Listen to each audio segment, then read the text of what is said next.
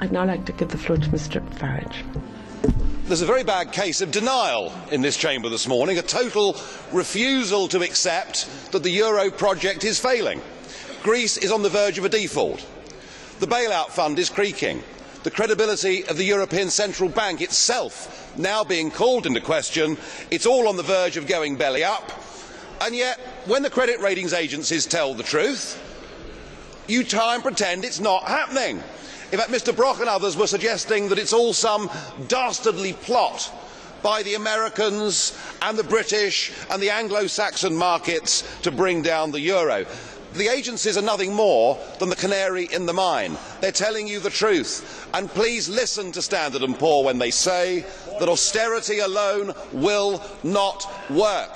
You are driving these countries into depression just to save your euro project. But I must acknowledge that you have lost absolutely nothing when it comes to your powers of deception. No, that's still very much on course. It was Nick Clegg that gave us the clue. Clegg, a man who I suspect is rather more popular here than he is back at home these days.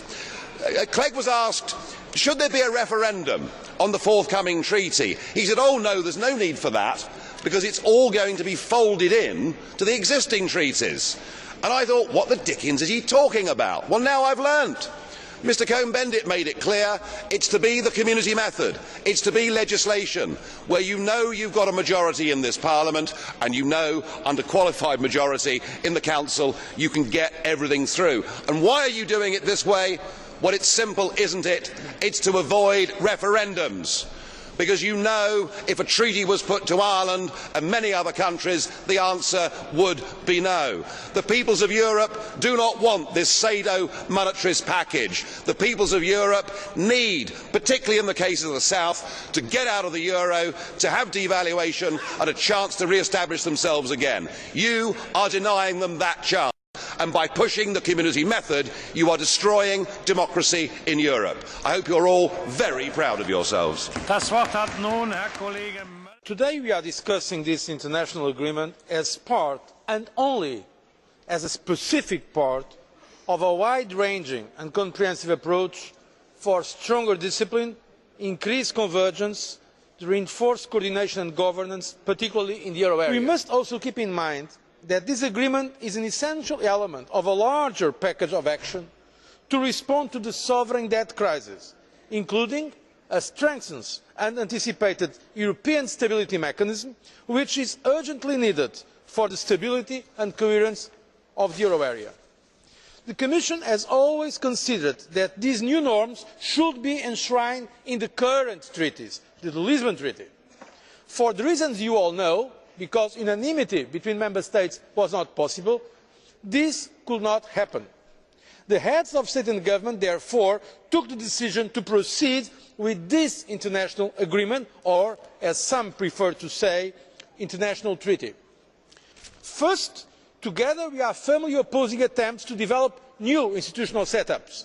Instead, we have enshrined the principle that European institutions will act on the basis of the EU treaties, not as simple representatives of Member States.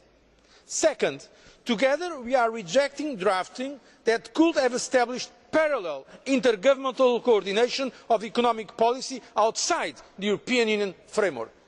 Third, together we are insisting on language acknowledging the need for European Union secondary legislation to implement key elements of the package agreed at the last European Council.